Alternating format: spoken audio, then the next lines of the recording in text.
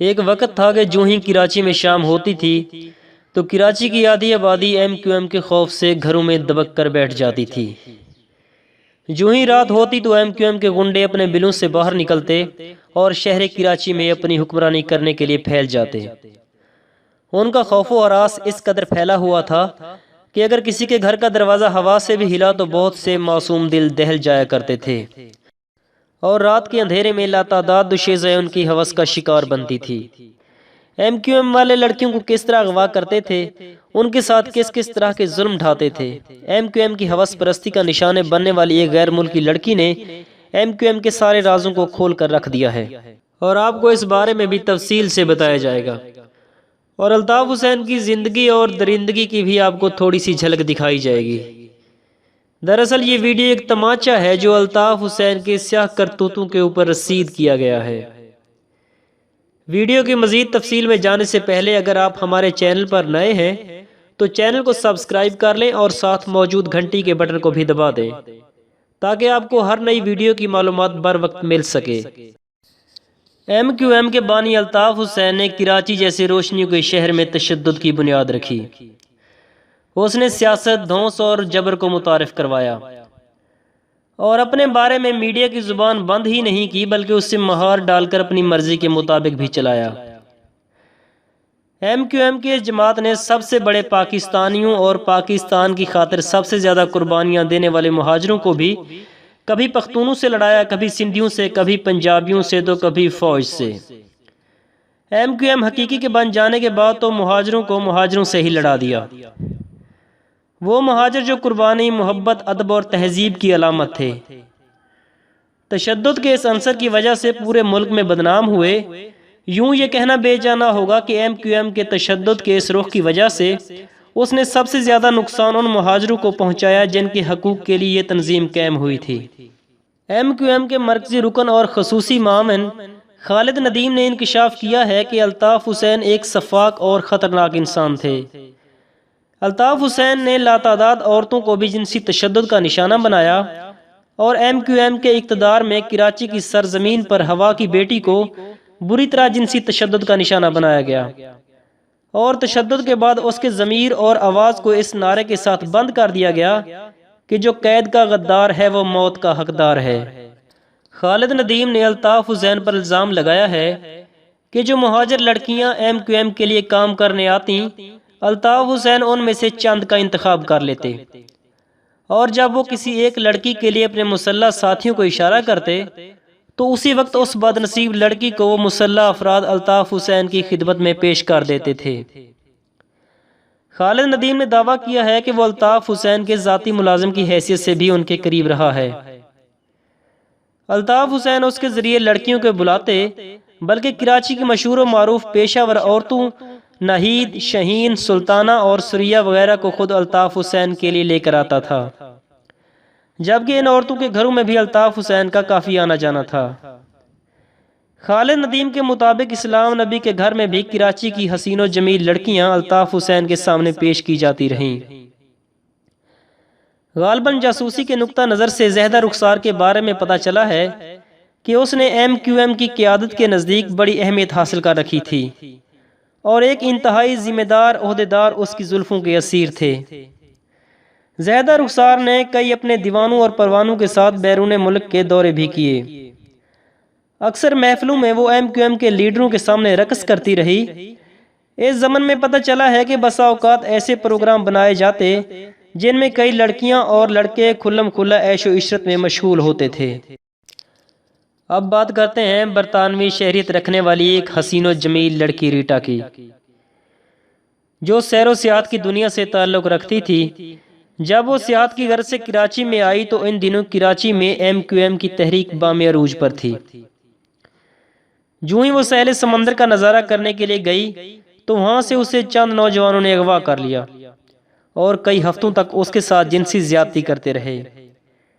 ریٹا نے وہاں اور بھی ہندو مسلم لڑکیوں کو اس ہوس پرستی کے جہنم میں جلتے دیکھا۔ اس برطانوی لڑکی کے ساتھ جو کچھ ہوا اور جو کچھ اس نے دیکھا وہاں سب کا سب آپ لوگوں کے ساتھ گوشے گزار پیش کیا جا رہا ہے۔ اگر آپ اس گروپ کی ایسی حرکتوں سے متفق ہیں تو ویڈیو کو ضرور لائک کریں۔ شکریہ۔ برطانیہ کی شہریت رکھنے والی ایک لڑکی ریٹا کی کہانی کو بیرونی ذرائع ابلاغ نے بہت اچھالا۔ ریٹا نے بتایا کہ وہ کراچی کی تفریح ہاکس بے کا نظارہ کرنے کے لیے صبح صبح سمندر پر گئی۔ اس نے کراچی کے ایک 5 اسٹار ہوٹل میں رہائش رکھی ہوئی تھی۔ وہ کہتی ہے میں ہاکس بے پر سمندر کا نظارہ کر رہی تھی کہ 4 نوجوان میری طرف آئے۔ وہ بہت پڑھے لکھے معلوم ہوتے تھے۔ انہوں نے نہایت سلجھے ہوئے انداز میں انگریزی زبان میں اپنا تعارف کروایا۔ میں یہ سن کر حیران ہو گئی کہ وہ میرے ہوٹل اور میرے کمرہ نمبر سے بھی آگاہ ہیں، لیکن جب انہوں نے بتایا کہ وہ لاہور سے آئے ہیں اور اس کے ساتھ والے کمرے میں رہائش پذیر ہیں تو میں نارمل ہو گئی۔ انہوں نے مجھے انجوائے کرنے کی غرض سے نہایت سلیقے سے دعوت دی جو میں نے قبول کر لی۔ چاروں نوجوان خوش پوش تھے اور ان کے پاس ایک ہائی سٹینڈرڈ گاڑی تھی۔ یہ نوجوان مجھے اپنے ساتھ لے گئے اور جب وہ گاڑی سے اتر کر تنگ و تاریک گلی کی طرف چلنے لگے تو میں نے دریافت کیا کہ ہم لوگ کدھر جا رہے ہیں۔ میرے پوچھنے کا یہ انداز ان لوگوں کو پسند نہ آیا اور وہ غصے میں کہنے لگے جو کچھ ہم کہتے ہیں کرتی جاؤ ورنہ گولی مار دیں گے۔ جب میں نے دیکھا کہ ان کے ارادے اچھے نہیں تو میں خاموش ہو گئی۔ ہم سیڑھیاں اترتے ہوئے ایک تہہ خانے میں داخل ہو گئے جہاں بالکل اندھیرا تھا۔ ایک نوجوان نے بلند آواز میں کہا ٹونی ہم ہیں۔ اچانک روشنی ہو گئی اور مجھے یوں محسوس ہوا کہ میں کسی جاسوس کمرے میں آ گئی ہوں یا کسی قتل گاہ میں۔ ارد گرد انسانی کھوپڑیاں پڑی ہوئی تھیں۔ میری چیخ نکلی اور میں بے ہوش ہو گئی۔ تھوڑی دیر کے بعد مجھے ہوش آیا تو ان میں سے ایک نوجوان میرے پاؤں سہلا رہا تھا جبکہ دوسرے نوجوان شراب پی رہے تھے۔ میں سمجھ چکی تھی کہ میں اغوا ہو چکی ہوں اور پاکستان کے انگریزی اخبارات کی شہ سرخیاں میری آنکھوں کے سامنے گھومنے لگیں جو کہ اغوا برائے تاوان سے متعلق ہوتی تھی۔ میں نے ہمت کر کے نوجوان سے پوچھا کیا مجھے تاوان کی غرض سے اغوا کیا گیا ہے؟ نوجوان نے نہایت تحمل سے جواب دیا کہ نہیں ہم صرف انجوائے کرنا چاہتے ہیں۔ یوں کئی دنوں تک یہ نوجوان انجوائے کرتے رہے اور میں سوچتی رہی کہ نہ جانے یہ لوگ مجھے زندہ بھی چھوڑیں گے یا نہیں۔ میں انتہائی خوف زدہ تھی۔ میں سیر و سیاحت کی دنیا سے تعلق رکھتی ہوں۔ قید کا ایک لمحہ بھی میرے لیے اذیت کا باعث تھا۔ ریٹا نے کہا ہے کہ جب میں نے ان سے پوچھا کہ ہمیں اور کتنے دن یہاں گزارنے ہوں گے تو ان لوگوں نے لاپرواہی سے جواب دیا جب تک ہمارا دل نئے چہروں سے بھر نہیں جاتا۔ ریٹا نے کہا کہ مجھے ان لوگوں کی حرکات و سکنات سے بہت جلد ہی اندازہ ہو گیا تھا کہ یہ لوگ کچھ دن نئی لڑکیوں کو اپنے پاس رکھتے تھے، جب ان سے ان کا دل بھر جاتا تو ان کو رہا کر دیا جاتا اور نئی لڑکیوں کو چکمہ دے کر پھنسا لیا جاتا۔ 4 روز کے بعد مجھے وہی نوجوان ہاکس بے چھوڑ آئے۔ جب مجھے نجات ملی تو میں نے پاکستان میں دیگر مقامات کی سیر کا تصور چھوڑ دیا اور واپس برطانیہ چلی آئی۔ ریٹا بتاتی ہے کہ وہاں رادھا، تانی اور شبانہ نام کی لڑکیاں بھی تھیں۔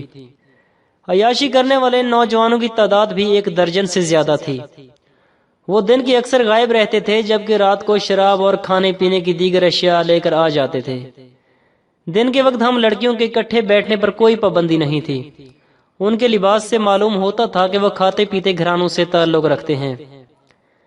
قید کے دوران انہوں نے کسی لڑکی سے غالباً اس لیے بدتمیزی نہیں کی کہ کسی لڑکی نے ان کی پیشکش قبول کرنے سے انکار نہیں کیا تھا۔ مجھے یہ اندازہ لگانے میں کوئی مشکل محسوس نہیں ہوئی کہ رادھا، تانی اور شبانہ کو بھی میری طرح چکمہ دے کر یہاں لایا گیا ہے۔ تانی نے بتایا کہ وہ حیدرآباد کی رہنے والی ہے اور اپنے محبوب کے ساتھ ایک ہوٹل میں تفریح کے لمحات گزار کر گھر جا رہی تھی کہ اسے کسی نے اغوا کر لیا۔ وہ کئی دنوں تک اندرون سندھ کے ایک دیہاتی مقام پر رہی۔ دیہات سے مجھے ایک شخص نے ڈاکوں کے حوالے کر دیا اور مجھے جنگل میں لے گئے، جہاں سے میں بھاگ نکلی اور سڑک پر آئی تو چند نوجوانوں کے ہتھے چڑھنے کے بعد اس حیرت انگیز جگہ پر پہنچ گئی۔ رادھا ایک ہندو لڑکی تھی۔ اس نے بتایا کہ وہ MQM کے ایک کارکن دلشاد اختر کی محبوبہ تھی۔ دلشاد کی بجائے میرے والدین نے میری شادی چچا زاد رتن سے کر دی۔ مجھے رتن پسند نہیں تھا۔ میں دلشاد کے ساتھ گھر سے بھاگ نکلی۔ بعد میں دلشاد نے MQM کے باغی گروپ سے رابطہ کر لیا تو نہ جانے کس لوگوں نے مجھے اغوا کر کے اس کمرے میں محبوس کر دیا اور میری آبرو ریزی کرتے رہے۔ اب میں اپنے گھر جانا چاہتی ہوں۔ ریٹا کا کہنا ہے کہ اغوا کرنے والوں نے رادھا کو بھی رہا کر دیا ہوگا۔ اگر وہ آزاد نہیں ہوئی تو مر گئی ہوگی، کیونکہ وہ اکثر کہا کرتی تھی کہ زندگی سے تو موت بہتر ہے۔ ریٹا کا کہنا ہے کہ شبانہ اکثر خاموش رہتی تھی۔ اس کے بارے میں مجھے رادھا نے بتایا کہ وہ اپنے بارے میں کسی کو کچھ بتانے کے لیے تیار نہیں، یوں محسوس ہوتا تھا کہ وہ کسی اچانک صدمے کے باعث دماغی توازن کھو بیٹھی ہے۔ یہ تو کراچی پر گمنام ہیروز کا احسان ہے جنہوں نے اس تحریک کے غرور کو خاک میں ملا دیا، اور اس تحریک کے بڑے بڑے لیڈر ایسے دم دبا کر بھاگے کہ اپنے پاؤں کے نشان بھی مٹا گئے۔